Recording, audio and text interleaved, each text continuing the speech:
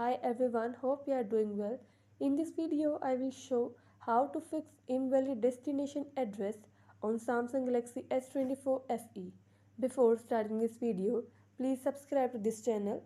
Let's start our video without wasting any time.